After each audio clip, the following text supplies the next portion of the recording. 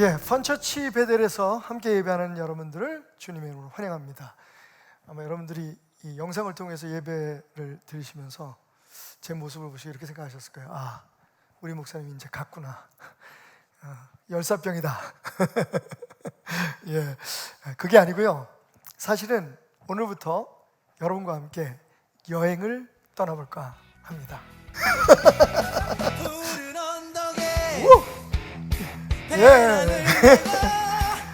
여러분 신나게 우리 여행을 한번 떠나봅시다. 우후. 음악 내려주세요. 사실 올해쯤이면 그죠? 처음 코로나가 시작될 때 2021년쯤이면 우리가 여름에 바캉스도 가고 해외여행도 가고 또 사실 그동안 미뤄왔던 성도들과 함께 아프리카 선교여행도 좀 갈 수 있을 것 같다라고 하는 기대를 가졌었는데 그게 다 무너져 버렸습니다. 여행은커녕 국내 여행조차도 지금은 되게 위험한 그런 상황입니다. 이럴 때일수록 우리가 서로 좀 배려하고 조금만 더 참고 견뎌내면 하나님 은혜 가운데서 속히 우리가 정말 자유롭게 여행을 떠날 때가 있지 않을까라는 기대를 가져보면서, 근데 그때까지 기다리기 어려운 저와 여러분들을 위해서 특별히 새로운 2021년 썸머 스페셜 설교 시리즈를 준비해봤습니다. 이름하여 홀캉스입니다. 왜 홀캉스냐고요? 요새 그 바캉스에 여러 가지 접속어를 붙여가지고 표현하는 그런 여행들이 있잖아요. 호캉스, 호텔에서 보내는 휴가를 호캉스라고 부릅니다. 영화관에서 영화 보면서 보내는 휴가는 영캉스라고 부르죠. 여러분 혹시 알고 계신지 모르겠지만 저는 이 마캉스를 즐기고 있습니다. 뭔지 모르시겠죠? 마누라와 함께 가는 바캉스. 근데 홀캉스가 뭐냐? 말 그대로 홀리 바캉스의 약자입니다. 홀캉스. 다시 말하면 거룩한 여행. 우리가 지금부터 6주 동안에, 오늘부터 6주 동안 함께 하게 될 여행의 이름입니다. 자, 오늘 여러분들이 SNS를 통해서 혹은 여러 가지 그런 메일을 통해서 여러분들이 이 여행에 초청받으셨다고 하는, 홀캉스의 VIP로 초대받으셨다고 하는 그런 메시지를 받으셨을 텐데요. 아마 후회하지 않으실 겁니다. 여러분, 제가 가이드니까요. 요 십자가 막대기를, 사람들이 많이 모이는 데 가면 우리가 길을 잃을 수도 있잖아요. 십자가를 꼭 보고 저를 따라오시면 될 것 같고요. 그리고 여러분 잊지 말아야 할 것, 꼭 여권을, 이 여행의 여권은 성경책입니다. 꼭 준비하시고 이 여행 동안에 길을 잃지 않고 은혜로 충만하고 기쁨으로 행복해지는 그런 귀한 여행이 되시기를 바랍니다. 자, 그러면 그 첫 번째 여행지로 떠나 보겠습니다. 만약 어느 날 여러분들이 그냥 우연히 뒤적이던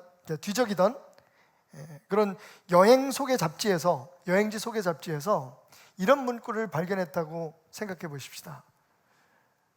여기 태고의 원시림 속에 이국적인 과일들과 짐승들이 넘쳐나는 곳이 있습니다. 신비로운 4개의 강이 바로 나는 천혜의 낙원, 그곳에 당신을 무료로 초청합니다. 모든 비용은 본사에서 제공하겠습니다. 여러분은 그냥 오셔서 즐기십시오. 만약 여러분들이 이런 문구에 초대장이나 혹은 안내의 내용을 봤다면 어떻게 생각하겠어요? 야, 이거 사기다. 그죠? 만약 SNS로 그런 걸 받으셨으면 분명히 이렇게 말씀하실 거예요. 이거 피싱이다. 그리고는 지워버리거나 내가 또 속을까봐 그리고 책자를 덮어버리고 말겠죠. 근데 여러분 알고 계십니까? 사실은요, 이 휴양지가 그냥 단순한 휴양지가 아니라 처음부터 당신을 위해서, 처음부터 당신만을 위해서 조성되고 그리고 철저하게 예비된, 설계된 당신의 소유였다는 사실을. 오늘 첫 번째 홀캉스의 목적지는 에덴 동산입니다. 에덴 동산으로 여러분과 함께 떠나보겠습니다. 자, 우선 먼저 여행을 떠나기 전에 우리가 가야 될 에덴이라는 곳, 에덴 동산이라는 곳, 그곳은 어떤 곳일까? 알고 떠나는 게 좋겠죠. 딴 데 보는 사람들, 여기 보세요, 여기 보세요. 예? 제가 말씀드렸죠. 이 여행의 규칙은 딱 한 가지입니다. 가이드만 잘 따라와라. 가이드를 하나님처럼 생각하고 따라와라. 개인 행동하시면 안 됩니다. 아하, 이 얘기하는데도 또 딴 데 보고 계시는 분 있어. 예, 저를 바라보십시오. 자, 에덴은 어떤 곳일까요? 여러분에게 설명드립니다. 에덴 동산은 기쁨, 환희라는 뜻을 가진 정원입니다. 여러분, 뭐라고요? 정원입니다. 근데 왜 동산이라고 번역됐을까요? 여러분, 성경을 여러 그런 버전으로, 여러 언어로 이렇게 보시면 사실 이 동산이라고 번역된 성경은 한글 성경밖에 없는 것 같습니다. 일단 영어 성경을 보면 뭐라고 번역이 되냐면 Garden of Eden이라고, 그죠?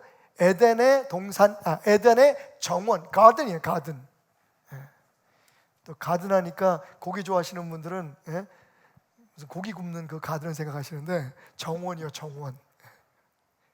예. 제가 약간 이렇게 좀 재밌게 하려고 애랬습니다. 왜? 여행 가이드는 좀 재밌어야 돼요. 그래야 좀 팁이 나오지, 팁이. 근데 이 여행엔 팁 없습니다, 여러분. 여러분이 준비하신 마음을 다한 헌금만 하시면 됩니다. 팁 안 받습니다. 사절합니다. 재밌죠, 여러분? 예. 그 라틴어를 라틴어 번역이죠. 라틴어 번역이 셉트전이나 아니면 70인역이죠. 70인역이나 벌게이트 보면 이 에덴을 낙원이라고 번역하고 있습니다. 그리고 대부분의 나라는 에덴을 정원이라고 번역합니다. 왜냐하면 그게 원어에 가깝기 때문이죠. 에덴이라는 말은 지금부터 약 5,000년 전에 사라져버린, 그러니까 기원전 3,000년의 그 이전에 사용됐던 우가릿어라고 하는 고대어로 에덴, 즉 기쁨, 환희라고 하는 언어에서 온 것 같습니다. 여러분, 이건 TMI인데, too much information인데 사실 연관돼서 여러분들에게 드릴 말씀이 잠깐 있습니다. 많은 사람들이 모세 오경의 모세 저작권을 인정하지 않습니다. 왜냐하면 이 출애굽이 일어났을 때, 다시 말하면 모세가 살았을 때의 그때가 기원전 1300년경이거든요. 그런데 많은 사람들은 이 1300년경에는 문자가 없었다고 생각해요. 그러니까 문자도 없는데 어떻게 모세가 성경을 기록할 수 있겠느냐?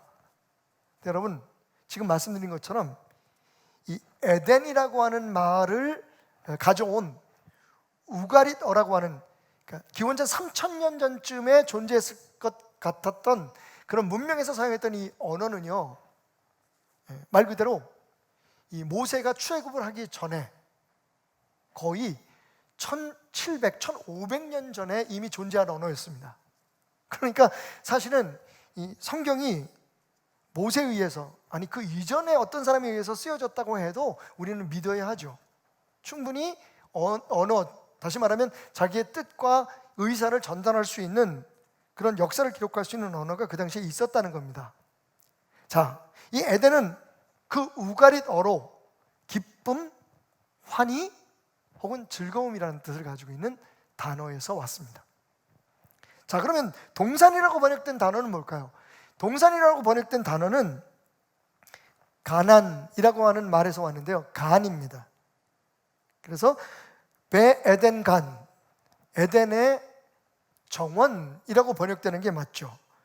이 가난이라고 하는 말, 간이라고 하는 이 정원이라는 말이 온 그 어근인 가난이라는 히브리어는 어떤 의미를 가지고 있냐면요, 울타리가 쳐진 안전한 곳이라는 의미를 가지고 있어요.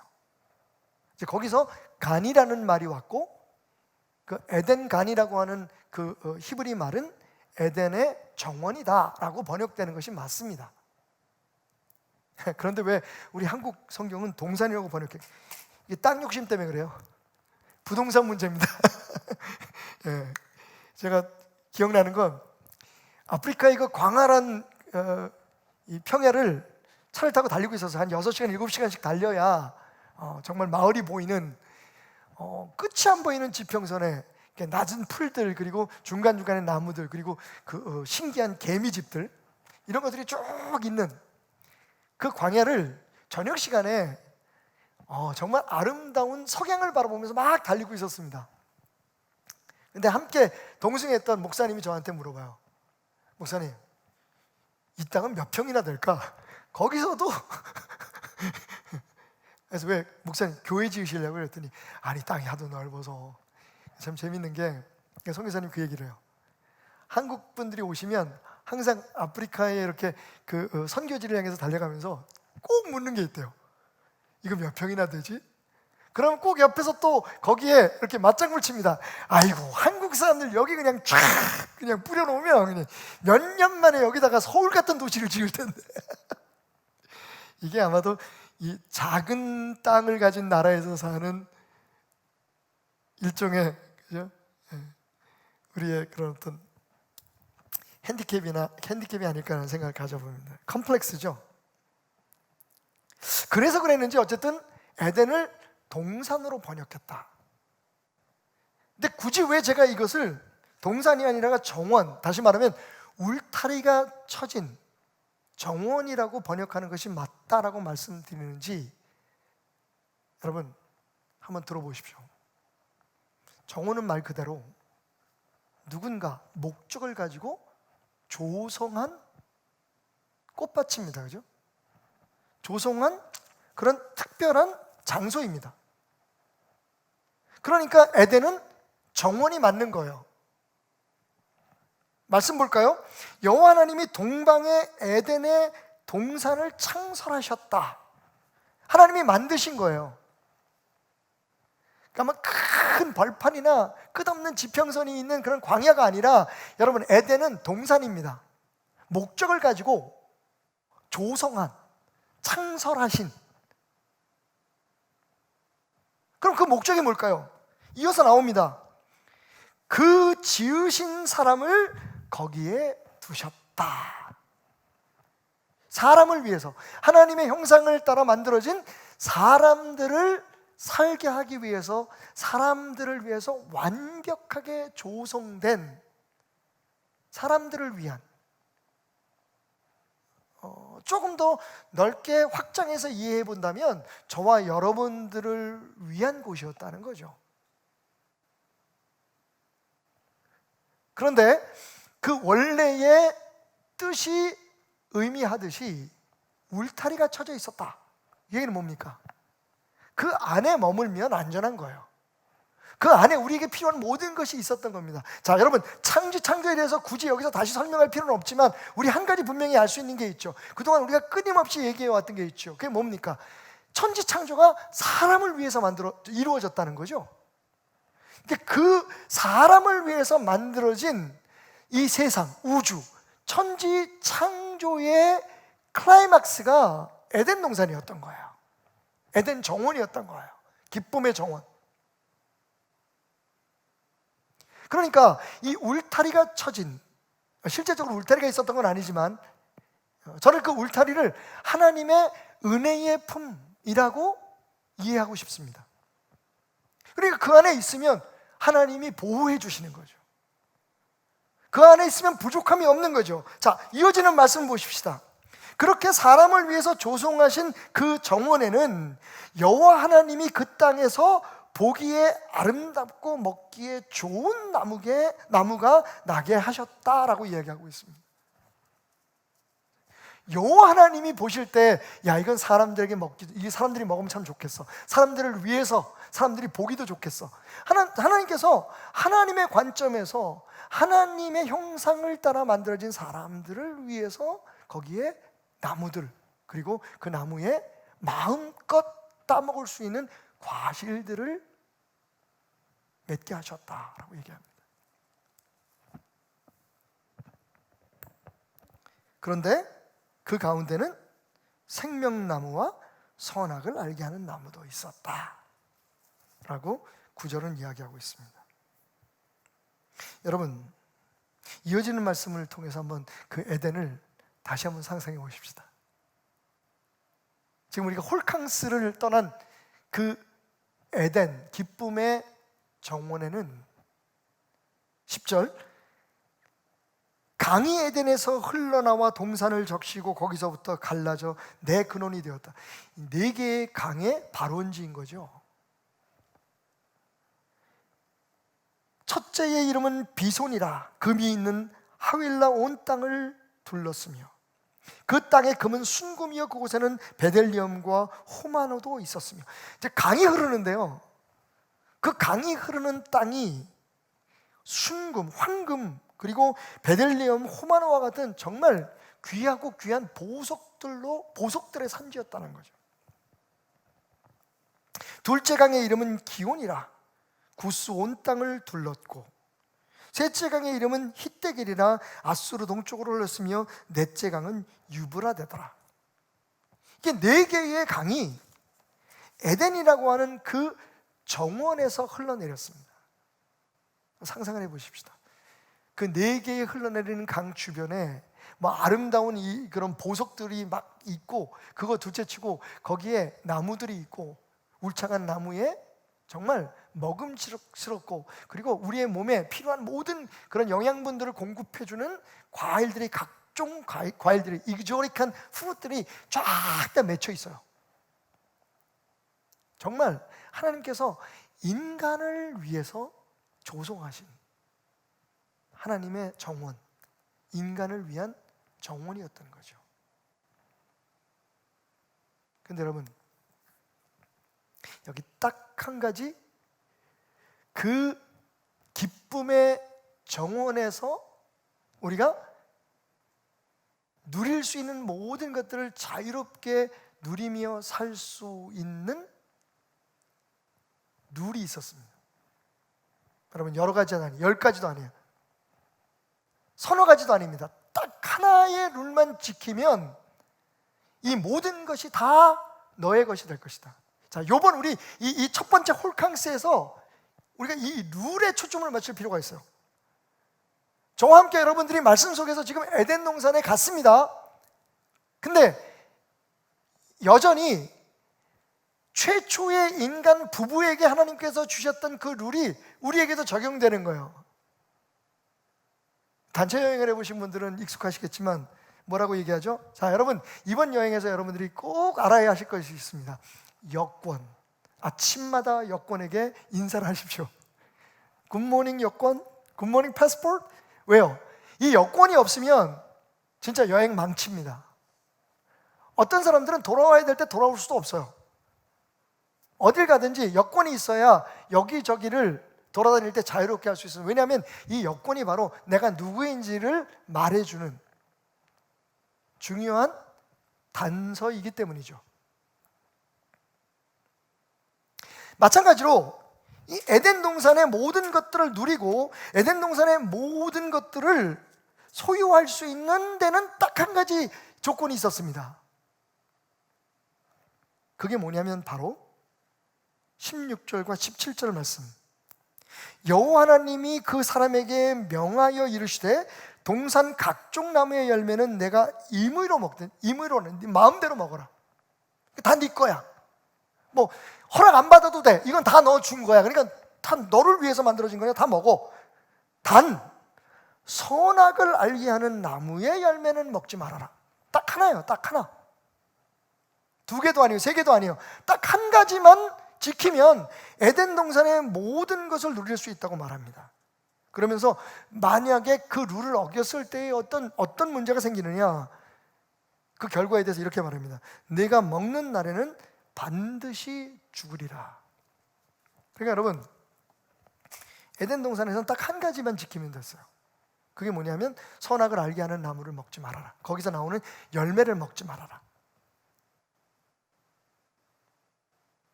자, 근데 이게 왜 우리에게 중요할까요? 하나님께서 인간을 창조하시고 처음 인간을 위해서 허락해 주신 그 기쁨의 정원 에덴이 우리에게도 하나님께서 살아가기를 원하시는 삶의 현장이고 환경이라는 거예요. 그죠? 비록 우리가 지금 그 에덴 동산에서 쫓겨나서, 그죠?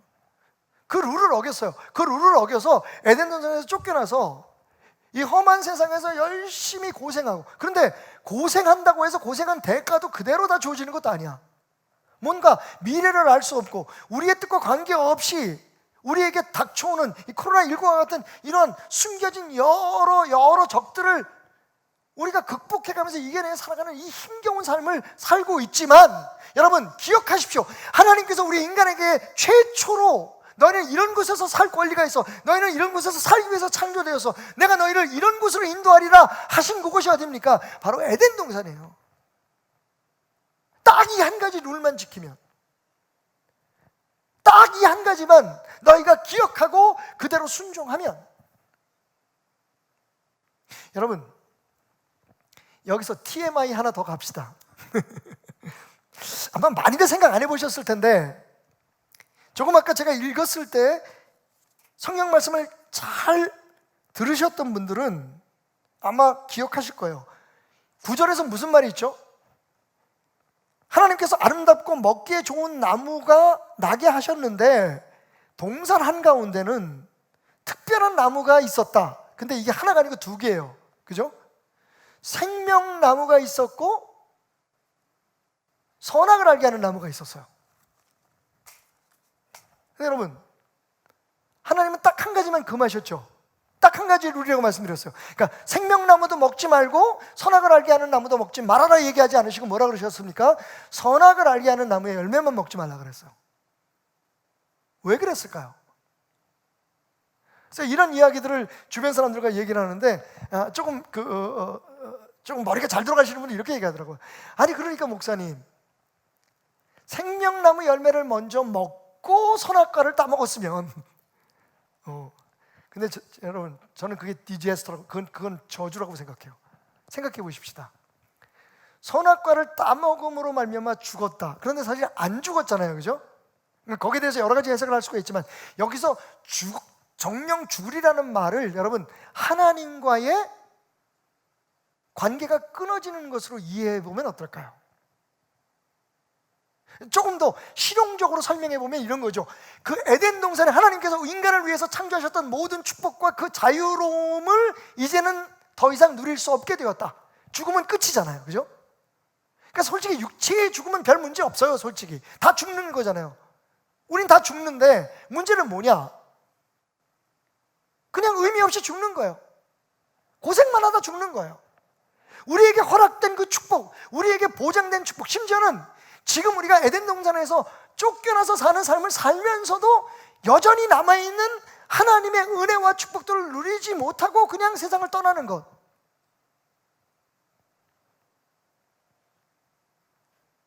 요즘 표현으로 하면 이렇게 표현해 볼까요? 행복 끝, 불행 시작인 거예요.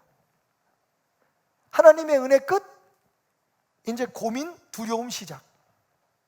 사실 우리가 무서워하는 건 이겁니다. 에덴 동산을 더 이상 누릴 수 없게 된 거잖아요. 그럼 생명나무는 뭘까요? 이 칼빈이라고 하는 신학자의 해석을 참 좋아합니다. 저는 이 부분에 있어서 뭐라고 얘기하냐면요, 이렇게 얘기하죠. 원래 인간은 선악과를 따먹기 전에 영원히 사는 존재였다. 영원히 살 수 있는 존재였다는 거죠. 다른 말로 얘기하면, 제가 설명한 것에 적용을 해본다면 하나님과 영원한 관계를 누릴 수 있도록 창조된 존재였다. 여러분, 아무런 이의 없어요. 자, 왜냐하면 보세요. 하나님께서 뭐라고 말씀하셨냐면, 선악을 알게 하는 나무의 열매를 먹으면 네가 정령 죽을 거라 그랬어요. 그러니까 그 전에는 뭐예요? 죽지 않는 존재였다는 거잖아요. 자, 그럼 이 생명나무는 뭘까요? 하나님께서 인간이 선악을 알게 하는 나무를, 하나님의 명령을 어기고 그 룰을 딱 하나밖에 없는, 에덴 동산에 딱 하나밖에 없는 그 원칙을 어기고 따먹었을 때 하나님께서 바로 조치를 취하시죠. 그게 뭡니까? 3장에 나오는데 3장 23절부터 보면 여호와 하나님이 에덴 동산에서 그를 내보내어 그의 근원이 된 땅을 가게 하셨는데 24절 이같이 하나님이 그 사람을 쫓아내시고 에덴 동산 동쪽에 그룹들과 두루 도는 불칼을 두어 생명나무의 길을 지켰다라고 얘기합니다. 22절 여호와 하나님이 이르시되 보라 이 사람이 선악을 아는 일에 우리 중 하나같이 되었으니 그가 그의 손을 들어 생명나무 열매도 따먹고 영생할까 하노라. 여러분, 선악과를 따먹기 전에는 생명나무 열매는 마음대로 따먹을 수 있었어요. 왜냐하면 그걸 따먹고 안 따먹고에 관계없이 사람들은 영원히 사는 존재였으니까, 하나님과 영원히 행복하게 그 하나님께 허락해 주신 그 에덴의 모든 축복을 누릴 수 있는 존재였다는 거죠.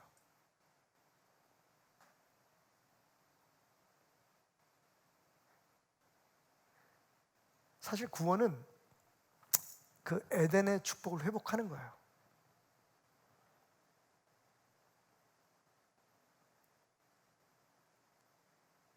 하나님께서 선악과를 따먹자마자 영생을 가로막으셨어요. 영원한 생명, 이제 그걸 못 먹게 하셨어요.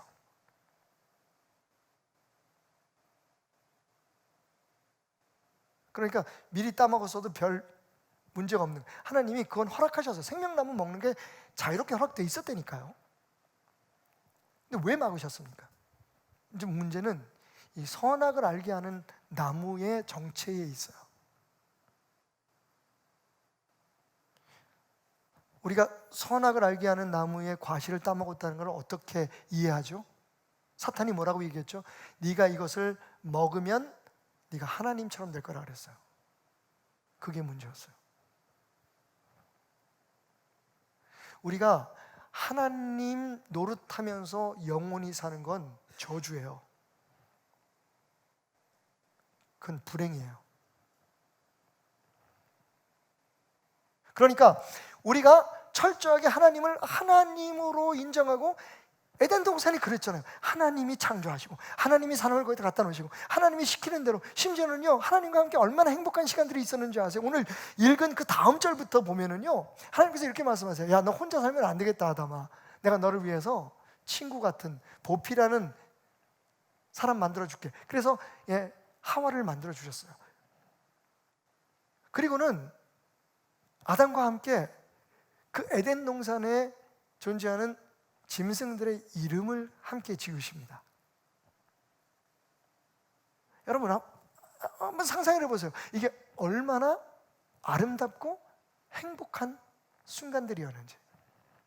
그런데 인간이 선악과를 따먹으로 말미암아 이 모든 것이 다 무너져 버립니다. 만약 이걸 영화의 한 장면으로 그린다면 참 아름다운 봄빛 아래 뭐 복숭아 막 이런 것들을 그런 것들을 막 따먹고 행복하게 살아가는 그런 순간이 쫙 전개되다 그런 장면이 갑자기 막 번개가 치고 태풍이 불고, 지금 여러분 지금 이 지구상에서 일어나고 있는 모든 재난들을 한번 상상해 보십시오.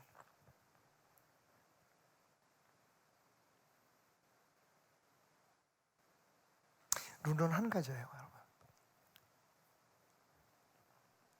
예수 왜 믿어?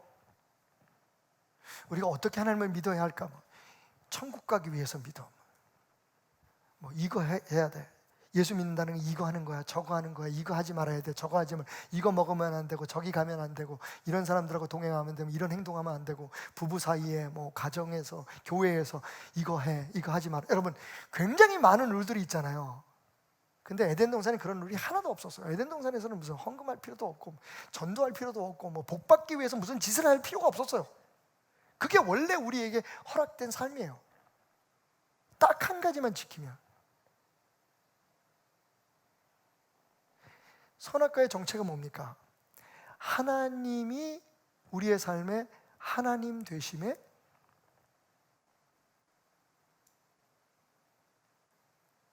인종이에요. 사탄의 말을 다시 한번 되뇌어 볼까요? 이거 먹으면 너 하나님처럼 될 거야.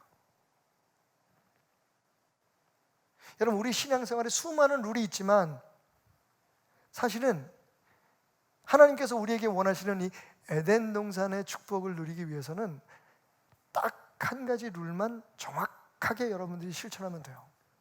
그 다음 것들은 다 부수적인 겁니다. 그게 뭐예요? 내 삶에 하나님으로 하나님 되게 하는 거예요.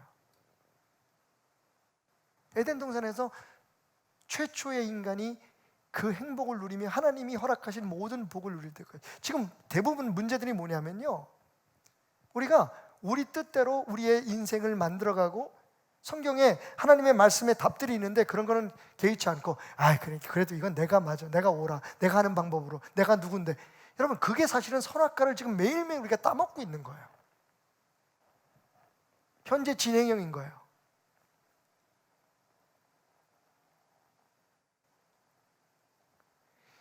이어령 박사님이 쓰신 책 가운데, 이번 그 여행 중에 6일 동안 혹시 여러분들이 시간이 되신다면, 6주 동안 시간이 되려면 그 책을 꼭 한번 읽어봐 주십사 하고 제가 올린 책이 있어요. 아마 어린 시절, 젊은 시절에 소설을 좋아하셨던 분들은 더 은혜가 될 거예요.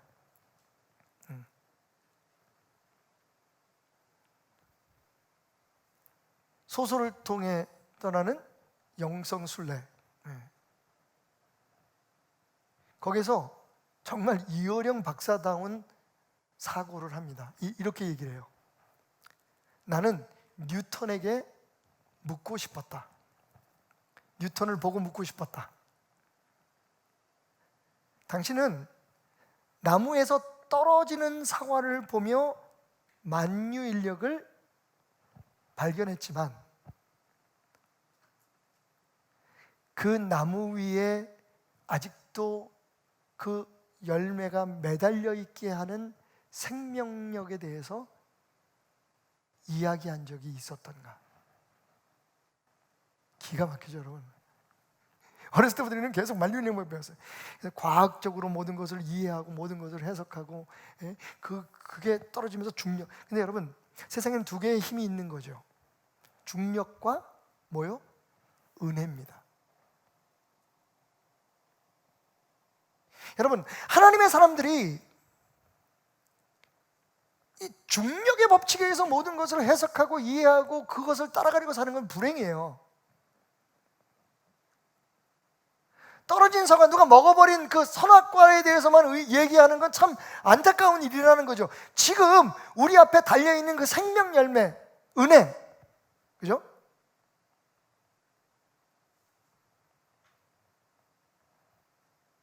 룰은 하나입니다, 여러분.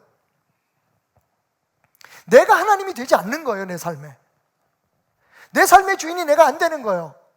에덴 동산에서 그랬던 것처럼 아담과 하와가 처음 행복했을 때, 그 모든 것을 누릴 수 있었을 때, 지금 우리가 함께하는 이 홀리 바캉스, 홀캉스의 룰은 딱 하나예요. 하나님 말 잘 듣고 하나님께 묻고 하나님을 예배하라. 자, 그래서 이 칼빈이 뭐라고 얘기하는지 아십니까, 여러분? 이 생명나무는 우리에게 하나님의 은혜를 생각나게 하는, 우리에게 영원한 삶을 주시는 그분의 은혜를 생각나게 하는 예배의 행위라고 얘기를 해요. 딱 집어서 성찬식을 들고 있어요. 칼빈의 입장에서는 그 당시에는 그 성례전을 중요시하는 그런 종교개혁자의 마인드에 굉장히 적합한 표현인데, 저는 그걸 좀 확장해서 그게 오늘 우리의 예배라고 여러분들에게 말씀드리고 싶어요. 그러니까 사실은 우리가 선악과를 따먹으면 안 되고, 이 선악과를 따먹는 것에서 우리를 지키기 위해서 어떻게 해야 되냐면 생명나무 열매를 따먹어야 되는 거예요. 그게 예배예요. 근데 참 안타까운 건 예배를 드리면서도 우리가 하나님 노릇해. 그러니까 생명나무와 선악과를 믹스해서 따먹어 매일. 그러니까 예배를 드리면서 우리의 마음속에는 내가 주인이야. 하나님 앞에 기도할 때도 내가 주인이야. 하나님 내 뜻대로 해주십시오. 내가 원하는 건 이건데 저건데 저런데 이런 방법으로 해야지 맞는 거죠. 그러니까 날 좀 도와주세요. 여러분, 생명나무는 하나님이 하나님됨을 인정하는 거예요. 그분의 은혜가 나를 지금도 살리게 하고, 이현영 박사가 뉴턴에게 묻은 것처럼 왜 당신은 떨어지는 사과만 바라보고 과학적인 사고만 하느냐.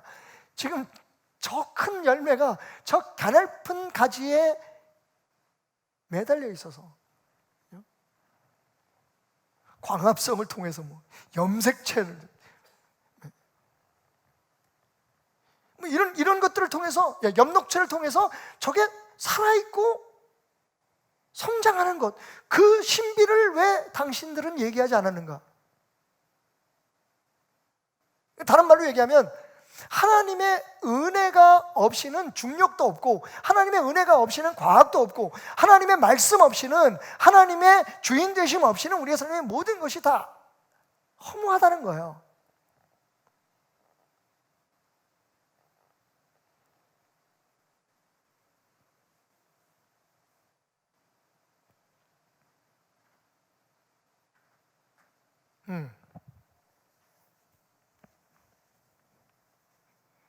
딱 한 가지 룰만 있으면, 우리 신앙에 이거 하나가 제일 중요해요. 이거 하나가 무너져 버리면 다른 건 아무 의미도 없어요. 이거 하나를 지키면 다른 모든 것들이 축복을 이루기 위한 룰이 됩니다. 그게 뭡니까? 나 외에 다른 신을 섬기지 마라. 근데 그 중에도 누구예요? 내 자신을 섬기는 것을 거부하는 겁니다. 여러분, 우상숭배 중에서 제일 무서운 우상숭배가 뭔지 아세요? 자기 우상화예요. 자기 우상숭배예요. 내가 하나님이 되는 거예요. 사람들은 그걸 잘 몰라요. 우상에 대해서 많은 깨달음이 있어요. 우리가 자식이 우상이 되면 안 되고, 돈이 우상이 되면 안 되고. 근데 여러분, 그거보다 더 무서운 우상이 있어요. 그게 뭐니? 내가 우상이 되는, 그게 선악과를 따먹었다는 의미예요. 그리고 우리가 지금도 그 선악과를 매일매일 따먹고 있다는 의미예요. 그러니까 에덴 동산의 축복은 죽어버린 거죠.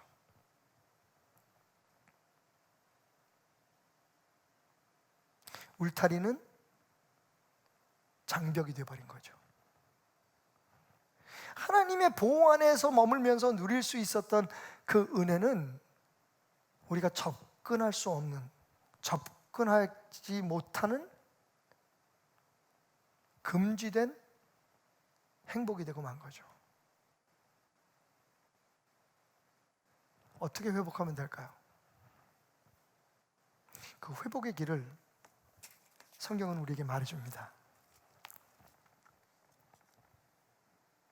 여러분, 에스겔 47장 1절의 말씀부터 한번 보겠습니다. 그가 나를 데리고 성전문에 이르시니 성전의 앞면이 동쪽을 향하였는데 그 문지방 밑에서 물이 나와 동쪽으로 흐르다가 성전 오른쪽 제단 남쪽으로 흘러내리더라. 그가 또 나를 데리고 북문으로 나가서 바깥길로 꺾여 동쪽을 향한 바깥문에 이르시기로 본즉 물이 그 오른쪽에서 스며 나오더라. 지금 에스겔이 환상 속에서 성전을 본 거예요. 그죠?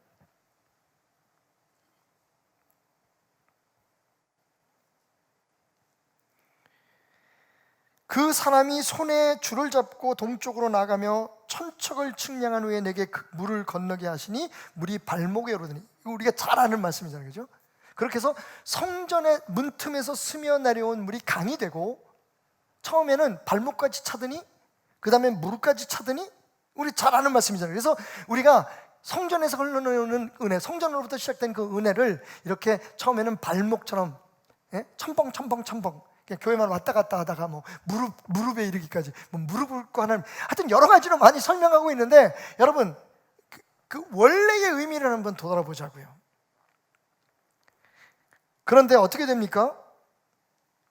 9절 보니까 이 강물이 이르는 곳마다 번성하는 모든 생물이 살고 또 고기가 심이 많으니 이 물이 흘러들어가므로 바닷물이 되살아나겠고 이 강이 이르는 각처의 모든 것이 살 것이며, 이 강물이 생명수예요. 생명수.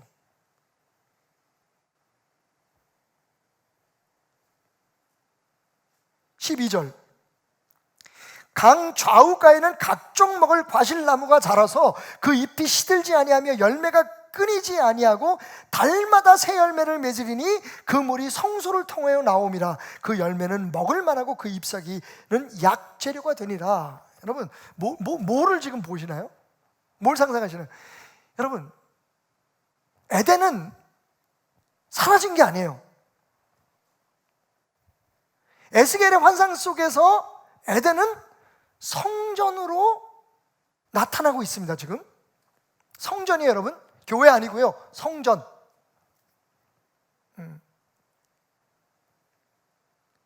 자, 이 성전의 문틈에서 스며 나오는, 이 스며 나오는 것은 원래는 이렇게 그 원어로 하면 이렇게 한 방울 한 방울씩 뚝뚝뚝 떨어진다는 의미예요. 처음에 그렇게 시작한 게 발목까지 오고 무릎까지 오고 막 물이 차요. 그런데 그 물이 흘러가는 모든 주변에 죽은 것들, 약한 것들이 다 살아나고 막 치유가 되는 거예요. 그리고 결정적으로 그 강가 주변에 나무들이 있는데 이 나무들이 생명나무야. 이 열매와 잎사귀가 먹는 자마다 막 다 치유함을 받고 죽었던 것이 살아나는 거야.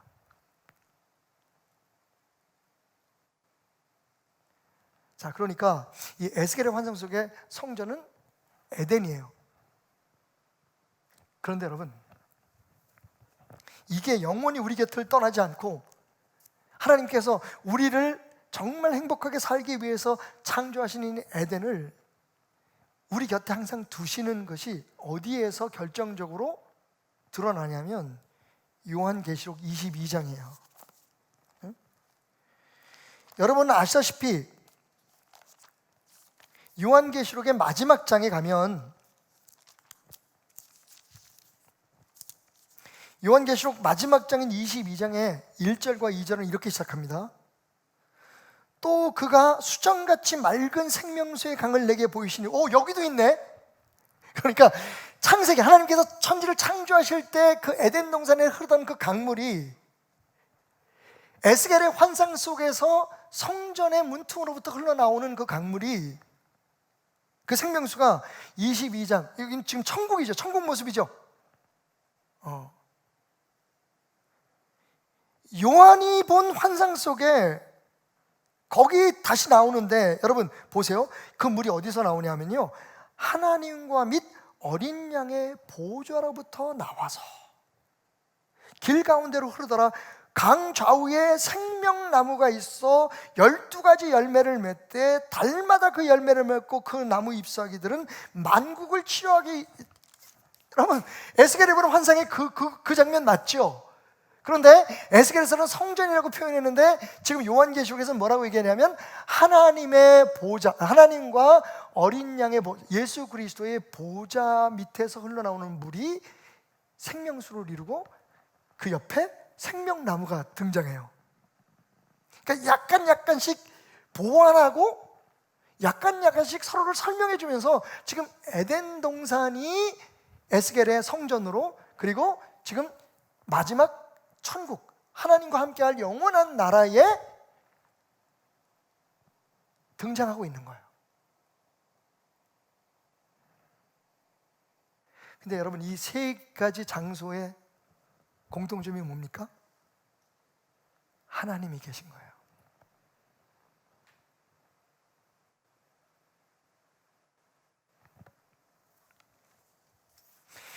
이 세 장소가 공통으로 가지고 있는 가장 중요한 핵심은 뭐냐면 하나님이 계시고, 그 다음에 뭐예요? 성전도 그렇고 천국도 그렇고 하나님이 하나님이신 거예요. 에덴도 마찬가지고. 그러니까 지금 많은 고고학자들이 지금 에덴이 어디 있을까 막 찾아다녀요. 어떤 분들은 뭐 이란 어디에 있다고 얘기하고 하고, 어떤 사람은 메소포타미아 옛날 문명이 있었던 유브라데스 티그리스 강 그 가운데에 있다고 그러고, 어떤 분들은 아프리카에서 에덴을 찾았다고 하는 사람들이 있는데, 사실 여러분 그거 찾아 헤맬 필요 없어요. 에덴은 어디 있습니까? 하나님이 우리의 삶에 하나님 되신 그 현장에 있어요. 그러니까 제가 아까 교회가 아니고 성전이라고 말씀드린 건, 오늘 지금 이 예배를 교회에서 예배를 못 드리는, 그러니까 우리가 에덴으로 찾아가야 돼요. 오실 거 없어요, 여러분. 물론 오시면 더 좋지만 오셔도 여러분 안에 성전이 없으면, 여러분이 성전이라는 사실을 모르고 하나님을 하나님으로 예배하지 않으면 교회에 와 있어도 여러분 에덴 맛볼 수 없어요. 반면 지금 이 어려운 형편에서 우리가 정말 오고 싶지만 교회에 오지 못하고 집에서 예배를 드리는데, 그 가정에 있지만 사도 바울이 고린도에 쓴 편지에서 고린도서 3장 16절에서 얘기한 것처럼 너희 몸이 하나님이 거하시는, 하나님의 영이 거하시는 하나님의 성전인 것을 너희가 알지 못하니. 할렐루야! 여러분, 바로 거기가 에덴이에요. 어떤 장소가 아니라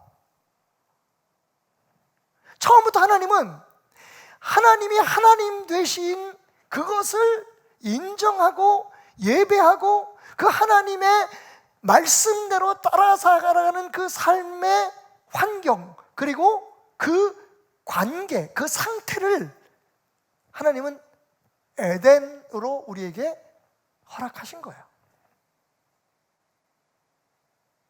조금 더 직설적으로 말씀드릴게요, 여러분. 만약에 여러분 부부 사이에 하나님의 말씀을 순종하고 하나님을 하나님 되게 하려고 하는 그런 예배함이 있다면, 여러분의 부부 관계가, 여러분 모든 사람들과 똑같이 우리가 살죠, 그죠? 사랑하고 자녀 키우고. 근데 그 부부 사이가 하나님에 대한 신앙, 여러분 그것도 왜곡된 게 아니라 하나님을 하나님으로 인정하는 신앙을 바탕으로 세워져 있다면, 그래서 둘 사이에 일어나는 갈등이라든지 둘이 해결해야 되는 문제들을 정말 하나님에게 묻고 하나님 말씀대로 따라가려고 순종, 내 생각 아니고 내 말이 옳단 말이야 이 사람아, 내 뜻대로 하란 말이야, 이게 아니라 우리 하나님 말씀 봅시다, 하나님 말씀이 이렇게 얘기하고 있는데 우리 함께 기도합시다, 이렇게 살아갈 수 있다면 여러분의 부부 그 관계 속에 에덴이 존재해요.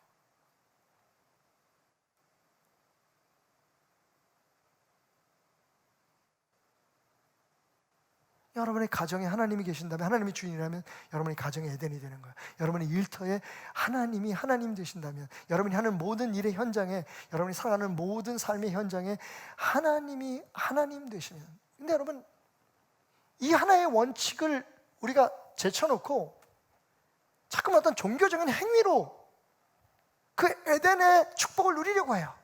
내가 이걸 하면 하나님 기뻐하실까? 근데 여러분 그렇게 하는 행위의 배경에 내가 하나님이잖아요. 내가 이렇게 하는 이유가 뭐예요? 내가 원하는 이거를 이루기 위해서잖아요. 다시 말씀드리지만 이 홀캉스, 특별히 기쁨의 정원, 하나님이 우리의 삶에 이미 허락하시고 보장해 주신 이 축복을 누리기 위해서는 딱 한 가지 룰만 필요해요. 그게 뭡니까? 하나님이 하나님 되게 하라. 내 의지, 내 생각, 내 방법대로 사는 게 아니라 하나님의 방법대로 사는 거예요. 하나님 계신 곳이 그 어디나 하늘나라인 거죠. 높은 산이 거친 들이 조막이나 궁궐이나 내 주 예수 계신 곳이 모신 곳이 그 어디나 하늘나라. 할렐루야 찬양하세. 내 모든 죄 사함받고 주 예수와 동행하니 그 어디나 하늘나라. 여러분, 에스겔의 환상 속의 성전, 그리고 우리가 영원히 주님과 함께 하나님과 함께 살아갈 그 천국, 하나님은 우리가 그 에덴에 머물기 위한 기대와 소망을 한 번도 저버린 적이 없어요. 왜? 그 울타리가 쳐진 행복한 기쁨의 정원은 나와 여러분을 위해 처음부터 조성된 곳이기 때문이에요. 결국 구원은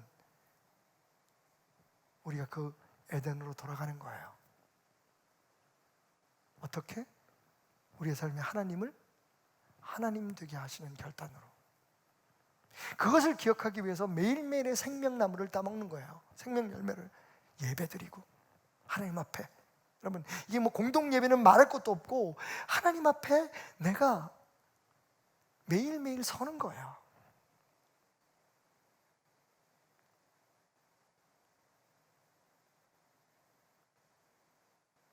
에덴의 축복을 누리는, 우리에게 보장된 이 에덴의 행복을 자유롭게 누리는 한 가지의 룰은 하나님이 너의 삶에 하나님 되어 항상 함께 하시게 하라요. 그게 죄를 짓기 전에 아담과 하와가 에덴에서 누렸던 참 행복.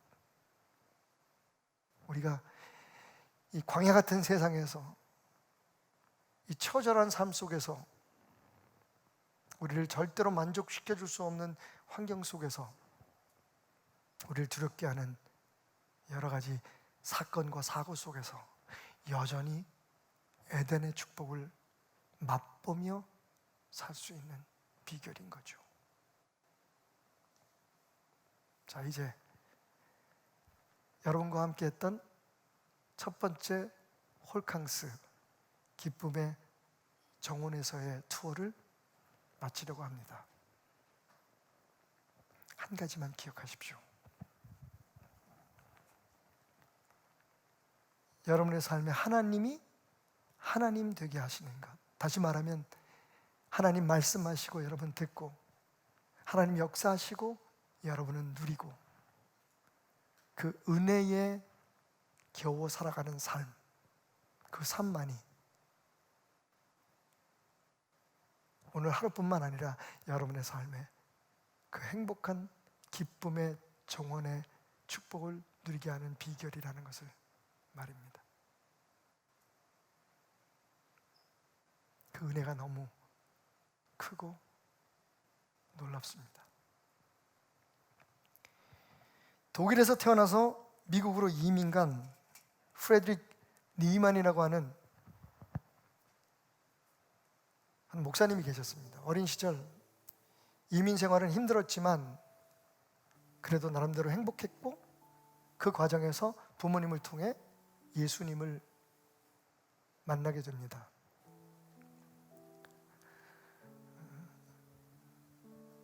노스웨스턴 신학대학을 졸업하고 목사가 된 리먼 목사님은 어렸을 때 자기가 살아왔던 그 삶을 생각하면서 큰 교회, 도심지의 어떤 교회보다는 힘들게 어렵게 하루하루를 살아가는 시골의 평범한 사람들에게 복음을 전하기 위해 작은 교회들을 섬기는 것이었습니다. 리먼 목사님은 그 일을 위해서 수많은 시골 교회들을 개척하고 그곳의 사람들을 섬겼는데, 그러다가 보니까 목회만 해서는 먹고 살 수가 없는 거예요. 그래서 항상 다른 일을 할 수밖에 없었습니다. 막노동판에도 가보고, 탄광촌에서 교회를 목회할 때는 광부로도 일해보고,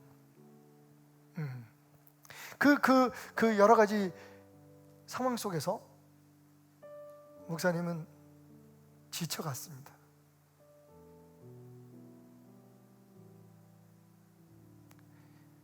그날도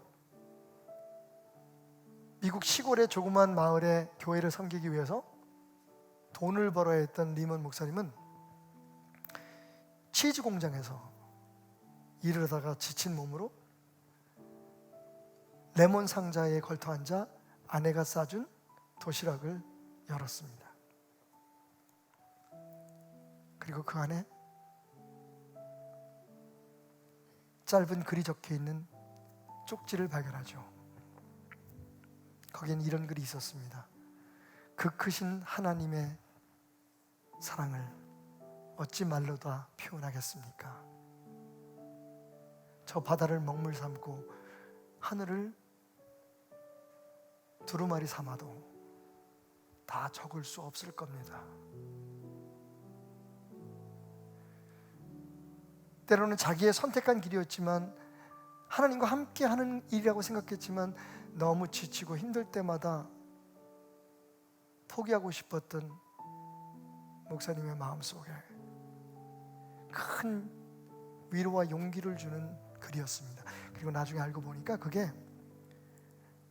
고통 속에 씨름하던 한 유대교 랍비가 쓴 시라는 것을 알게 되었죠. 한참 동안 눈물을 멈추지 못했던 목사님은 힘든 하루를 마치고 집으로 돌아와 글을 쓰기 시작합니다. 찬송 가사를 쓰죠. 그리고 특별히 그 찬송의 3절에 그 시를 담습니다. 그 크신 하나님의 사랑은 말로 다 할 수 없도다. 하늘을 두루마리로 삼고 대양을 모두 잉크로 채우며 세상의 모든 초목을 펜으로 사용해도 하나님의 크신 영광에 대한 기이한 이야기를 어찌 다 기록할 수 있으랴. 여러분, 하나님이 변한 게 아닙니다. 그 한없는 사랑을 하나님께서 거두신 것이 아닙니다. 여전히 그 이야기는 지속되고 있습니다. 여전히 그 사랑은 우리 곁에 있습니다. 단지 한 가지 룰을 우리가 지키지 못하기 때문입니다.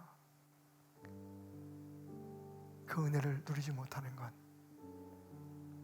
바로 당신이 하나님의 말씀보다 자기의 생각, 하나님의 인도함보다 나의 감각과 경험을 더 따르기 때문입니다. 안타깝게도 지금 우리가 여행하는 에덴에서는 그 룰을 어기면 쫓겨납니다. 하늘을 두루마리 삼고 바다를 먹물 삼아도 한없는 하나님의 사랑 다 기록할 수 없겠네. 하나님의 크신 사랑 그 어찌 닿았을까. 저 하늘로 비싸도 채우지 못하리. 그 크신 하나님의 사랑, 그 크신 하나님의 사랑 말로 다 형용 못하네. 저 높고 높은 별을 넘어 이 낮고 낮은 땅 위에, 높은 별을 넘어 이 낮고 낮은 땅 위에 죄범한 영혼 구하려 그 아들 보내사 화목제물 삼으시고 죄 용서하셨네. 죄 용서하셨네. 하나님 크신 사랑이 증량다 못하네. 영원히 변치 않는 사랑 성도여 찬양하세. 괴로운 시절이 지나고 시절 지나가 땅 위의 영원은 다 쇠할지라도 화세할 때 주 믿지 않던 영혼들이 큰 소리 외쳐 우는 때에도 그 소리 외쳐 울어도 주 믿는 성도들에게 큰 사랑 베푸시는 주님, 너에게 큰 사랑 우리의 죄를 사하시고 그 은혜 속에 살게 하시니 어찌 우리가 잊을 수 있겠습니까? 여러분, 우리 함께 고백합시다. 하나님, 우리의 삶에 하나님 되어 주십시오. 하나님 계신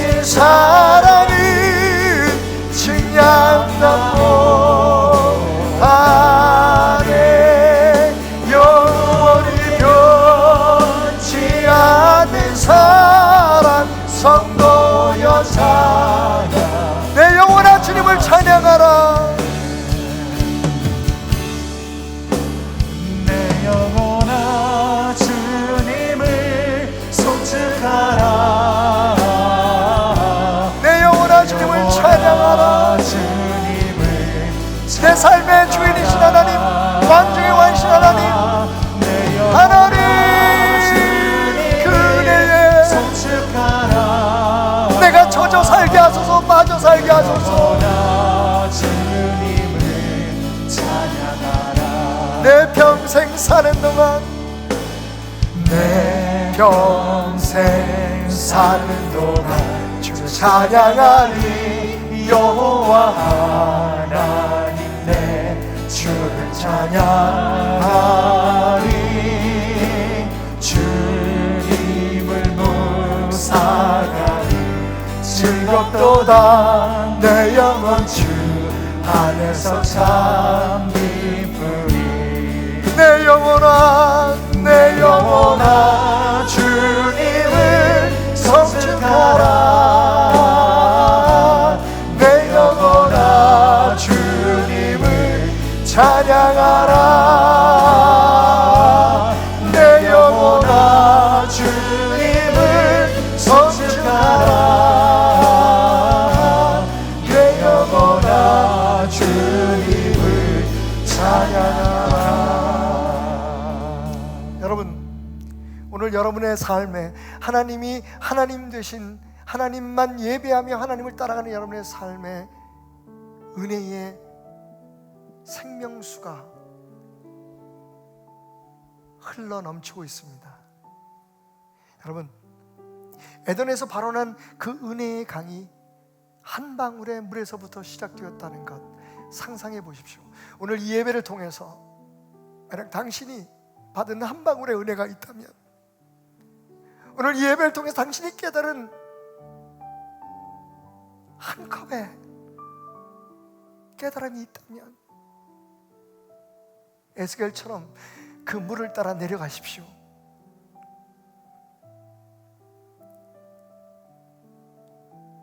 창세기와 요한계시록에 그려지는 그 그림처럼 그 흘러가는 물을 따라 발목부터 무릎부터 허리와 가슴을 채워가는 그 은혜를 향해 여러분 세상으로 나가십시오.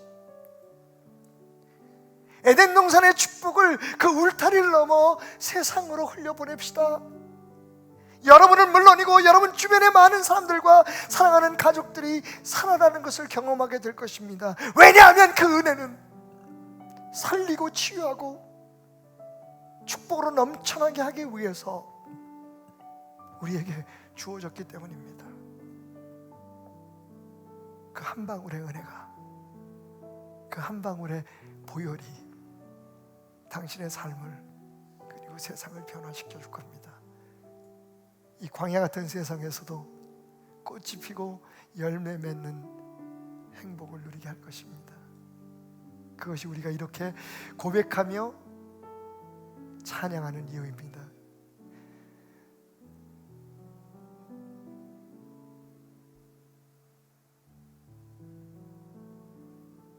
내 영혼아 주님을 송축하라. 내 영혼아 주님을 찬양하라. 내 영혼아 주님을 송축하라. 내 영혼아 주님을 찬양하라. 내 영혼아 주님을 찬양하라.